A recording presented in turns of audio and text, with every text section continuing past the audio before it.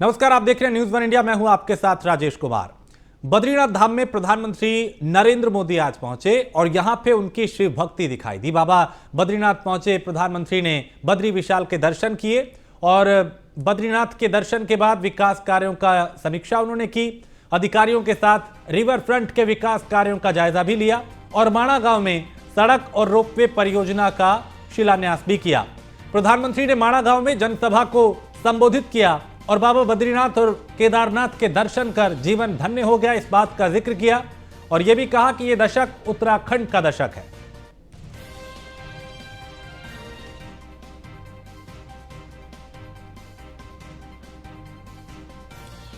तो प्रधानमंत्री ने यहां पे संबोधित करते हुए कई और बातों का भी जिक्र किया।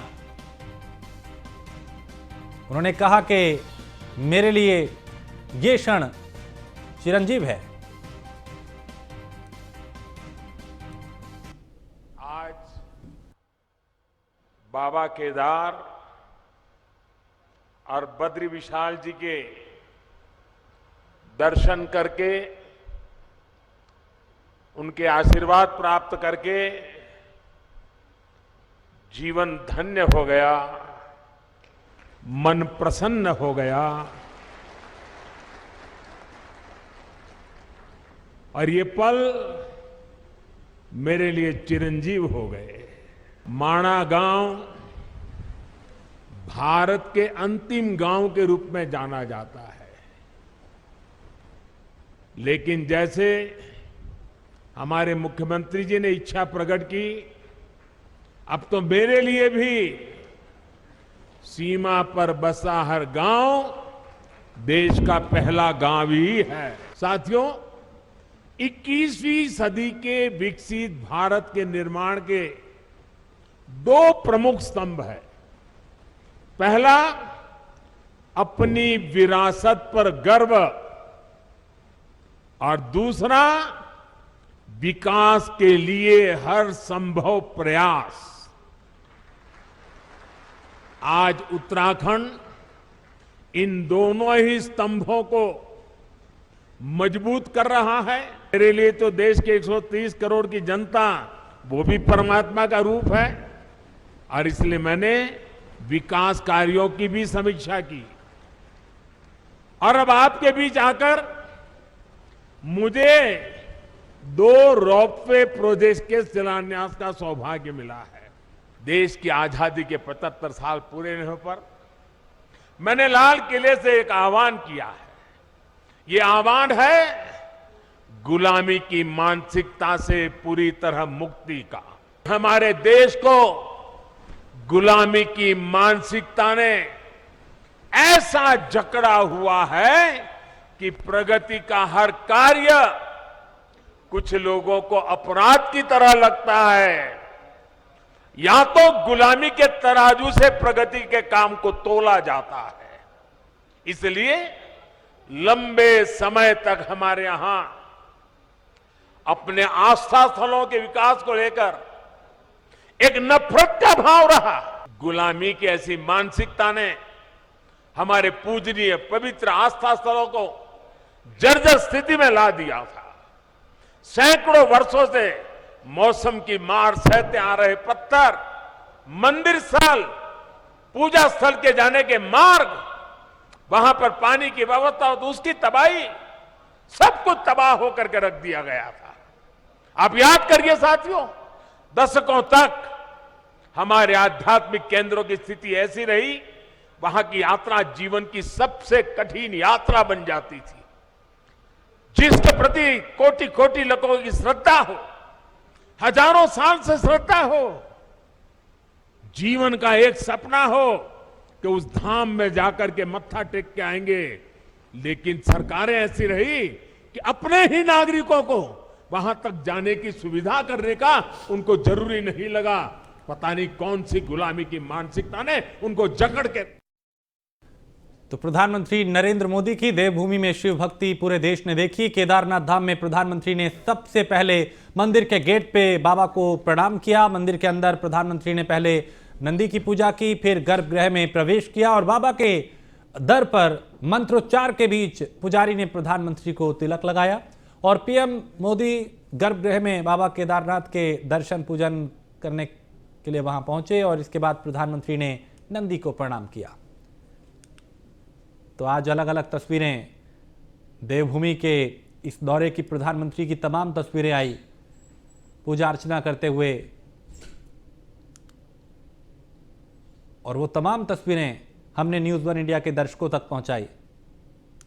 और ये अलग अलग तस्वीरें इस वक्त जहां प्रधानमंत्री की शिव साधना देखी गई और विधि विधान के साथ उन्होंने पूजा अर्चना की, बाबा का आशीर्वाद लिया और आदि गुरु शंकराचार्य को नमन किया। उनकी समाधि स्थल पर जाके नंदी को प्रणाम करते हुए 5वीं तस्वीर में प्रधानमंत्री नरेंद्र मोदी, विशेष वेशभूषा आज उन्होंने पहनी थी शिव साधना के लिए।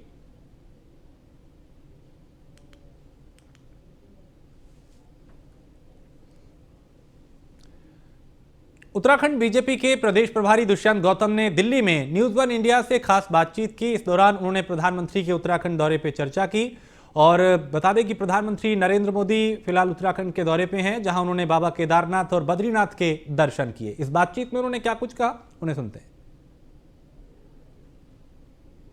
उत्तराखंड के दौरे पर हैं। इस दौरान उन्होंने बाबा केदारनाथ और बद्रीनाथ धाम में पूजा अर्चना भी की। हमारे साथ बातचीत करने के लिए उत्तराखंड के प्रभारी और भारतीय जनता पार्टी के राष्ट्रीय महासचिव दुष्यंत कुमार गौतम जी हैं।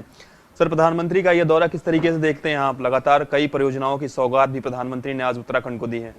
देखिए, देश के प्रधानमंत्री जी का उत्तराखंड और भगवान महादेव के प्रति श्रद्धा, ये दोनों के दोनों हैं। जो उन्होंने कहा था कि आने वाला दशक जो होगा वो उत्तराखंड का होगा, और उसको देखते हुए आज जिस प्रकार से हमारे धार्मिक स्थल हैं, चारों धर्म स्थल हैं, पोंटा साहब साथ में, सभी को रोप वे से जोड़ना और 3400 करोड़ की नई योजना देना, उससे एक उत्तराखंड व्यावसायिक रूप से, धार्मिक रूप से, और जो वहाँ से लोगों को, लोकल लोगों को रोजगार मिलना है, और देश और विदेश के अंदर जो हमारी संस्कृति है, जो हमारे संस्कार हैं, जो अनेकों अनेक यात्री अनेकों अनेक भावना लेकर बाबा के दरबार में आते हैं, आज उनको खुशी का एहसास होगा और देश को एक वैभवशाली, जो गौरवशाली इतिहास है देश का, वो उजागर भी हो रहा है और देश आगे भी बढ़ रहा है। दिवाली का मौका है, ऐसे में प्रधानमंत्री के कई कार्यक्रम ऐसे भी हैं जब वो सैनिकों से रूबरू होंगे। किस तरीके से देखते हैं, क्योंकि पहले भी प्रधानमंत्री अक्सर दिवाली के मौकों पर सैनिकों को संबोधित भी करते हैं, उनका हौसला भी अफजाई करने को वो स्वयं भी चले जाते हैं बॉर्डर तक।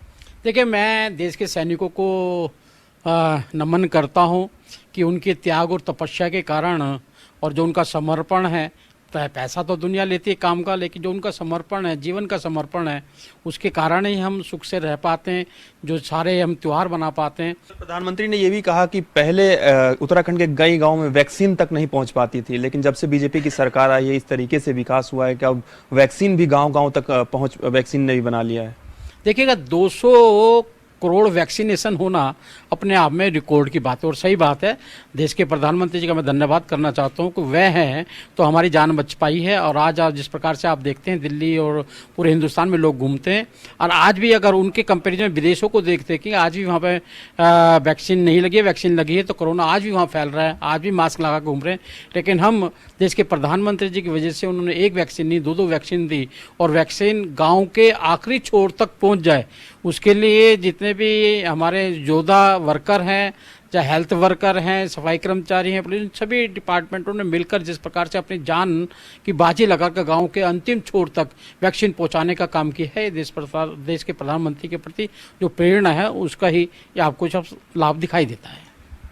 धन्यवाद सर। तो होते हैं हमारे साथ भारतीय जनता पार्टी के राष्ट्रीय महासचिव और उत्तराखंड के प्रभारी दुष्यंत कुमार गौतम जी, जिनका साफ तौर पे कहना है कि प्रधानमंत्री का लगाव अक्सर ही उत्तराखंड से रहता है, और जब भी वो जाते हैं तो बाबा केदारनाथ और बद्रीनाथ धाम में पूजा अर्चना भी करते हैं। और निश्चित तौर पर जब से बीजेपी की सरकार उत्तराखंड में आई है, विकास की गंगा बही है, चाहे वैक्सीनेशन की बात करें या सभी चीजों की बात करें, वहां पर विकास लगातार होता रहा है। ऐसे में प्रधानमंत्री दिवाली पर भी कई सेना के जवानों से बातचीत कर सकते हैं, और निश्चित तौर पर सेना के जवानों का एक अहम योगदान भी देश के लिए होता है। वीडियो जर्नलिस्ट हिमांशु के साथ पीयूष तिवारी, नई दिल्ली। प्रधानमंत्री और केंद्रीय मंत्री अजय मिश्रा टेनी की याचिका सुप्रीम कोर्ट में खारिज हुई है। प्रभात हत्याकांड की सुनवाई लखनऊ से हटाने की थी मांग, और इलाहाबाद हाईकोर्ट में सुनवाई को लेकर दाखिल की थी याचिका।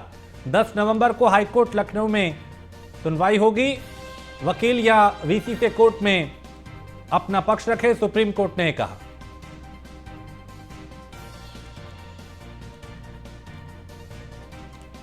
तो 10 नवंबर को हाईकोर्ट में एक बार फिर से सुनवाई होगी।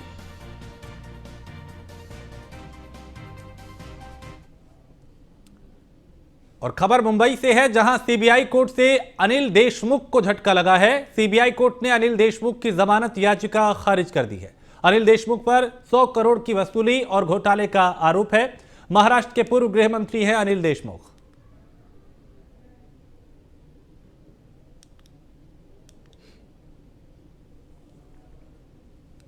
गुरुवार को महाराष्ट्र के मुख्यमंत्री एकनाथ शिंदे ने मंत्रालय के अधिकारियों और कर्मचारियों के साथ छात्रों को प्रदूषण मुक्त दिवाली मनाने की शपथ दिलाई। साथ ही लोगों से अपनी जिम्मेदारी का पालन करते हुए रोजमर्रा की जिंदगी में सिंगल यूज प्लास्टिक का इस्तेमाल ना करने की अपील की। मुख्यमंत्री ने कहा कि जलवायु परिवर्तन का असर दुनिया भर में दिख रहा है, इसलिए बढ़ते प्रदूषण को रोकने के लिए हम सभी को पूरी कोशिश करनी चाहिए।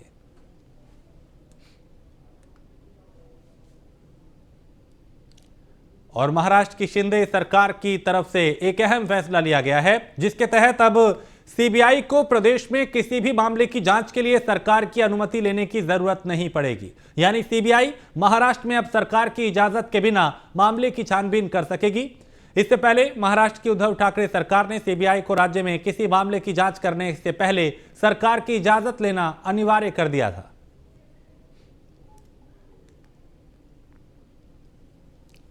महाराष्ट्र में सत्ता परिवर्तन के बाद अब बीजेपी को बड़ा झटका लगा है। दरअसल महाराष्ट्र के पूर्व मंत्री और बीजेपी नेता संजय देशमुख ने बीजेपी का साथ छोड़कर उद्धव ठाकरे से हाथ मिला लिया है और संजय देशमुख के साथ उनके समर्थकों ने भी बीजेपी से इस्तीफा देकर उद्धव ठाकरे गुट में वो शामिल हो गए।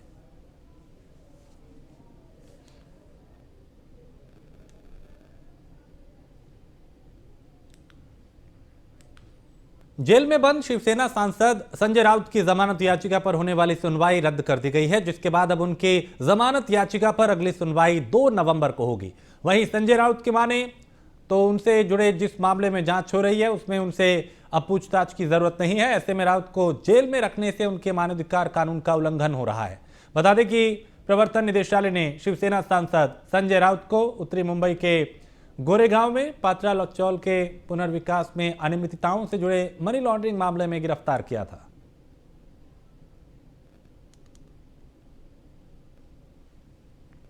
और दिल्ली स्थित new police line parade ground में पुलिस शहीद दिवस कार्यक्रम का आयोजन किया गया। कार्यक्रम में दिल्ली पुलिस के अधिकारियों और पुलिसकर्मियों ने 1959 में शहीद हुए पुलिस के जवानों को श्रद्धांजलि दी, साथ ही देश के तमाम पुलिसकर्मियों को याद किया। और कार्यक्रम के दौरान पुलिस फोर्स की तारीफ करते हुए दिल्ली पुलिस आयुक्त ने बताया कि जिस तरह से दिल्ली पुलिस लगातार लोगों की सेवा कर रही है वो बेहद सराहनीय है। बता दें कि 1959 में चीनी हमले में शहीद 261 जवानों में 5 जवान दिल्ली के थे।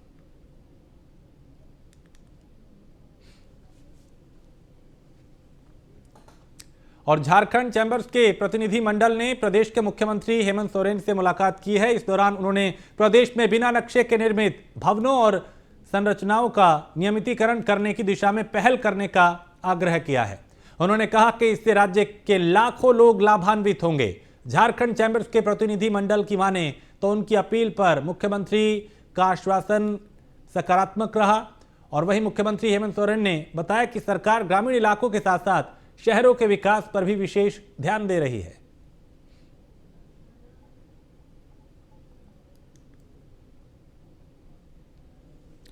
मुख्यमंत्री हेमंत सोरेन ने डांस झारखंड समिति रांची के अध्यक्ष रामजी के नेतृत्व में मिस इंडिया चार्मिंग यूनिवर्स 2021 की विजेता Deepali Pandey, global beauty queen की विजेता पूजा लकड़ा और मिस झारखंड एशिया इंटरनेशनल की विजेता भावना और उनके परिजनों से मुलाकात की। इस दौरान उन्होंने बताया कि झारखंड के कलाकार नृत्य, गीत, संगीत और फैशन के क्षेत्र में आयोजित होने वाले रियलिटी शो और राष्ट्रीय अंतर्राष्ट्रीय प्रतियोगिताओं में अपने प्रदर्शन से राज्य का नाम रोशन कर रहे हैं।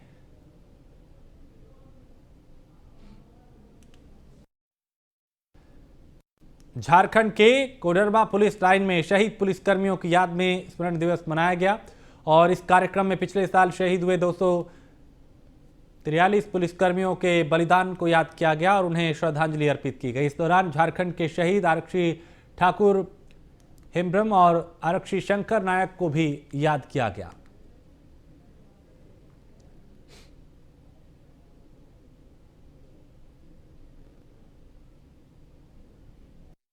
सुरक्षा में जितने भी पुलिसकर्मी शहीद होते हैं उनकी शहादत को याद करते हुए हर वर्ष 21 अक्टूबर को पुलिस कॉमेमोरेशन डे को सेलिब्रेट किया जाता है या पुलिस संस्मरण दिवस। इस वर्ष भी इसका आयोजन किया गया है। इसमें पिछले गत वर्ष में कुल 243 पुलिसकर्मी अपने प्राण का न्यौछावर उन्होंने किया, बलिदान दिया देश की रक्षा में, जिनमें से झारखंड से भी 2 पुलिसकर्मी थे जिनका नाम आज के परेड में लिया गया। हम इन सभी शहीदों को आज के दिन याद करते हैं और ये कार्यक्रम जो है ये एक चलता रहता है 21 अक्टूबर से लेकर के एकता दिवस सरदार वल्लभ भाई पटेल जी के जन्मतिथि तक चलता है। और बिहार के आरा में शारदा स्मृति संभावना पब्लिक स्कूल मौलाबाग में दीपोत्सव कार्यशाला सह प्रदर्शनी के समापन कार्यक्रम का शुभारंभ किया गया। कार्यक्रम का आयोजन विद्यालय के निदेशक डॉक्टर कुमार देवेंद्र और प्रशासनिक डॉक्टर अर्चना सिंह ने यहां पे किया। वहीं इस मौके पे विद्यालय के प्रबंध निदेशक और कार्यक्रम के अध्यक्ष ने कहा कि बच्चों ने जितनी सफाई से प्रदर्शनी में प्रदर्शित वस्तुओं को बनाया है उसे देखकर ऐसा नहीं लगता कि ये सभी छोटे बच्चों की कृति है।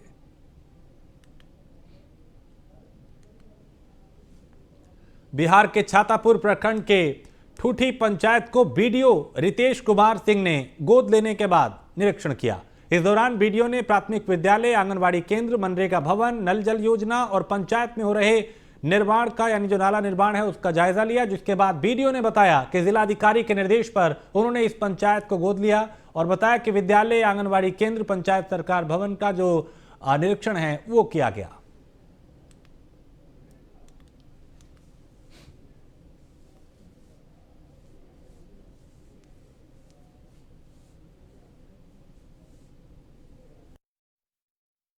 ये आंगनबाड़ी केंद्र, स्कूल और स्वच्छता कार्यालय, पंचायत सरकार भवन को हम लोगों के द्वारा देखा गया। कुछ त्रुटियां थी जिसके लिए इन लोगों को निर्देशित किया गया है। विद्यालय में समय से शिक्षक लोग अपना आए, अब विद्यालय समय से बंद हो। और आरटीपीएस काउंटर खोलने को लेकर कुछ समस्या थी, उसको भी 1 सप्ताह के भीतर में निराकरण करने।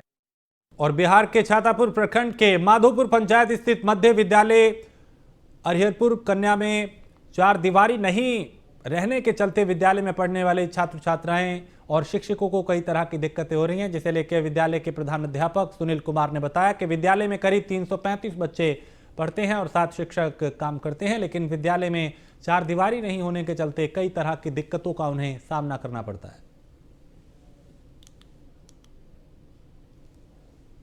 और पटाखों के प्रयोग और बिक्री को लेकर उच्चतम न्यायालय के आदेश के अनुपालन को लेकर राज्य सरकार को निर्देशित किया गया है। कोर्ट ने सभी राज्यों और केंद्र शासित प्रदेशों से कहा है कि प्रतिबंधित पटाखों का निर्माण, बिक्री होती है तो उसके लिए राज्य के सचिव, पुलिस अधीक्षक और एसएचओ जिम्मेदार होंगे। इसलिए पटाखों की बिक्री और प्रयोग को लेकर सुप्रीम कोर्ट के निर्देश का पालन जरूरी है। तो यूपी प्रदूषण नियंत्रण बोर्ड ने जन सामान्य से अपील की है कि अत्यधिक शोर के पटाखे यानी जो शोर है उसके पटाखे का प्रयोग ना करें और शांत क्षेत्र में पटाखे ना फोड़ें।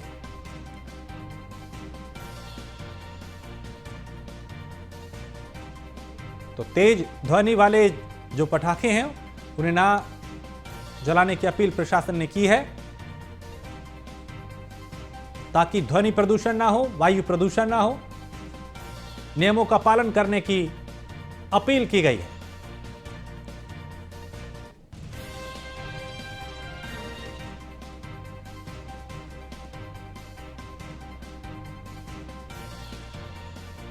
तो उत्तर प्रदेश प्रदूषण नियंत्रण बोर्ड की तरफ से यह अपील की गई जनमानस से, आम लोगों से,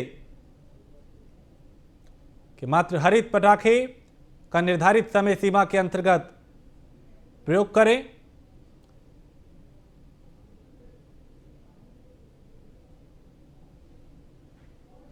तो पटाखों के प्रयोग और बिक्री का ये मामला है और इसको लेकर काफी अब सख्ती बरती जा रही है। सुप्रीम कोर्ट के आदेश के अनुपालन को लेकर राज्य सरकारों को निर्देश दिया गया है और यूपी प्रदूषण नियंत्रण बोर्ड की जनता से अपील है कि अत्यधिक ध्वनि वाले पटाखों का इस्तेमाल ना करें।